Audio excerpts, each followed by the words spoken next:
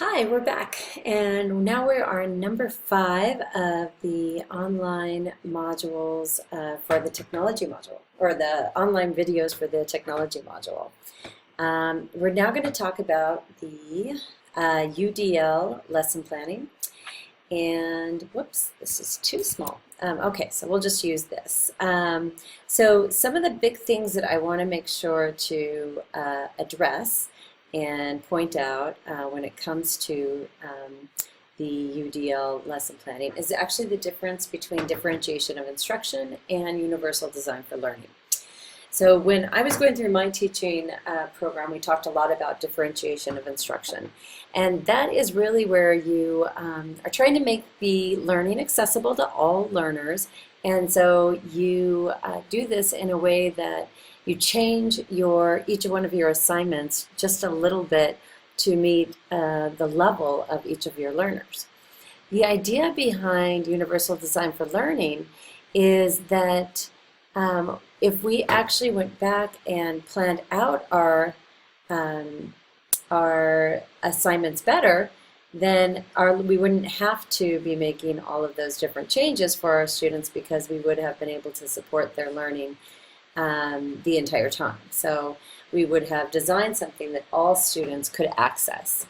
So once again, differentiation of instruction is recognizing that learners learn in different ways, but it's trying to change the curriculum that's already there. Universal Design for Learning is brain-based. It says no two brains are the same, so let's make our lessons, let's create lessons that address this idea. And I do like to always share the achievement gap here. So notice that here's the grade in school and here's the achievement in grade levels. So see how everyone does pretty well until about 4th grade. You see that gap right there, and then it keeps getting bigger and bigger and bigger. So this is really showing how students gain 1 unit of achievement for every year that they're in school is the idea, but underachieving students usually fall further and further behind because whatever it is that's caused this delay or this adverse learning experience usually doesn't change a whole lot. And so it's our job as teachers to make sure that we are thinking about that and trying to address that in our classrooms. Universal Design for Learning is one of those ways that we can do that. So how do you create a UDL lesson plan with technology in it? The first thing I always like to do is create a class profile, and then I give some students an interest inventory, and the interest inventory would address whatever it is that I'm trying to do. So for example, this one is on technology, so it would be a technology interest inventory. Then I would analyze the technology and the curriculum resources I have access to. I would identify the unit plan, so what standards am I trying to meet, and then I would do a task analysis of chunking those into different steps. And each one of those steps I would create an individual lesson plan for. Then I would implement those lesson plans and I would reflect on it, and then, but depending on what went well and what didn't, like possibly what I need to reteach, I would then modify or move something into the next lesson, or possibly keep everything exactly how I had it before. So here's a sample class profile, and I also have this in your module an attachment. So we've got 20 students, so you can just use this for your assignment if you don't have a classroom already. So we've got 6 English language learners, we've got 4 with IEPs, here's the IEP goals, here's their strengths, and here's the areas of growth for the entire class. And I would put this together pretty close in the beginning of the year and just use this as a reference as I was planning out my units throughout the year. Here's an example of a student interest inventory. So I always like to think about the future. So it's what kind of job would you like to have in the future, or are you interested in, or can you imagine having? And then even, finding out about their favorite game. So what are they playing? You can always make a connection, remember, between gaming and learning. And so finding out what style of game they like can help me design the type of interactive lessons.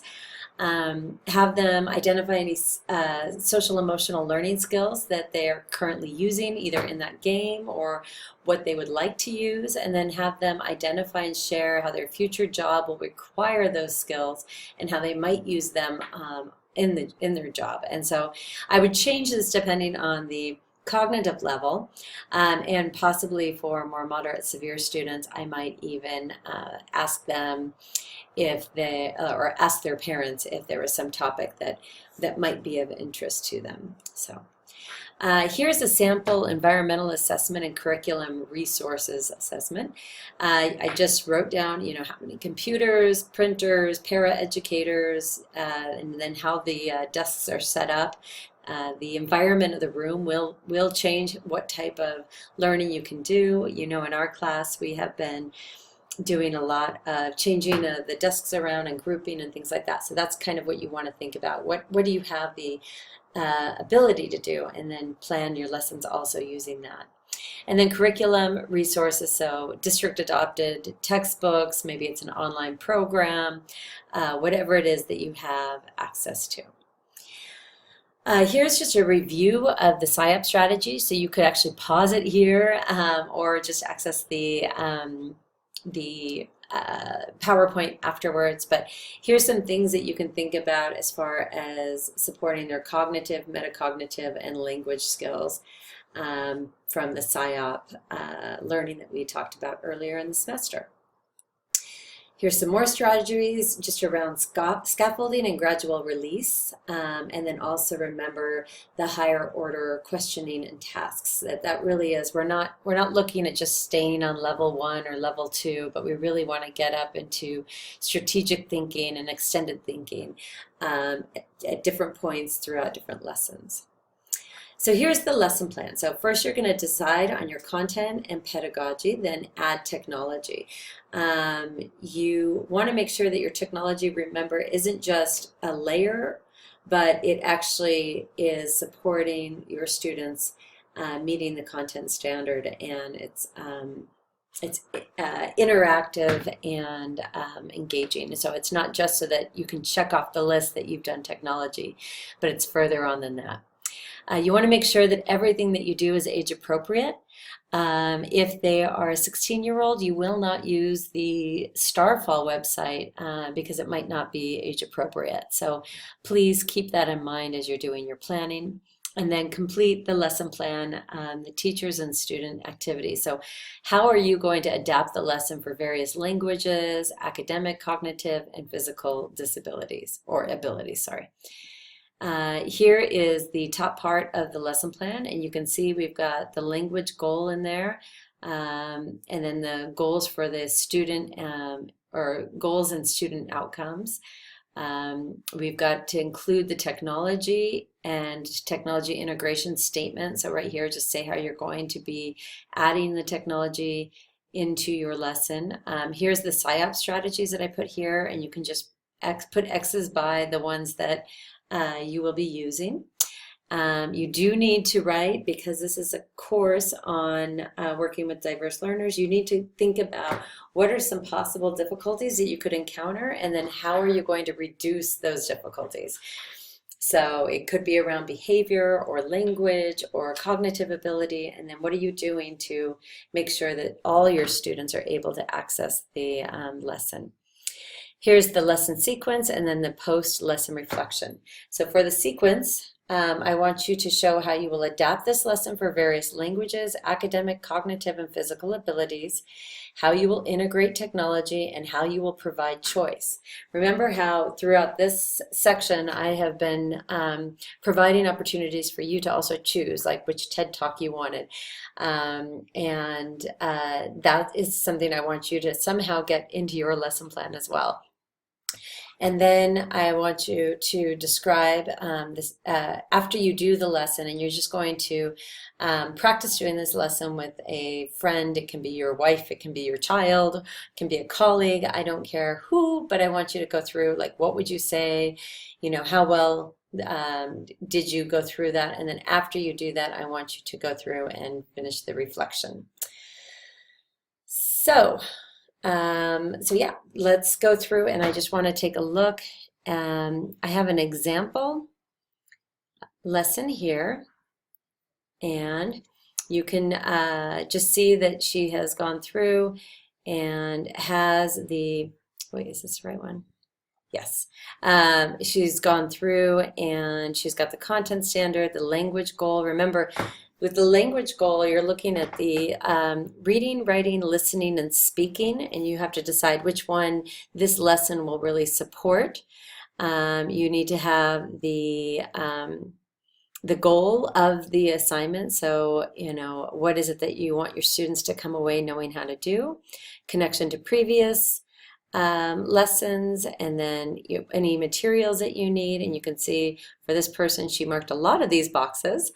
The technology integration, so watching a YouTube clip, using the Napa Valley Museum online resources, using the computers to type and email letters to the museum, summarizing the lesson in just one sentence, and then anticipating any sort of difficulties and the plan to reduce that. You can take a look at that, hit pause, and then going through and talking about each step of the lesson plan and how you will support the different learners. So making sure that you have all those different sections, you go the into, through, and beyond. And then, like I said, after you've implemented it, then you want to make sure to do the post-lesson reflection. I know that this won't be as realistic this summer because you will be, you aren't going to have a classroom, and so you won't have many students, but you know, at least going through this lesson and seeing how they're all organized, I think will be a helpful opportunity for you to really think about how you're going to be teaching and what are some pitfalls that you might encounter as you're doing this. So please reach out if you have any questions. Thank you.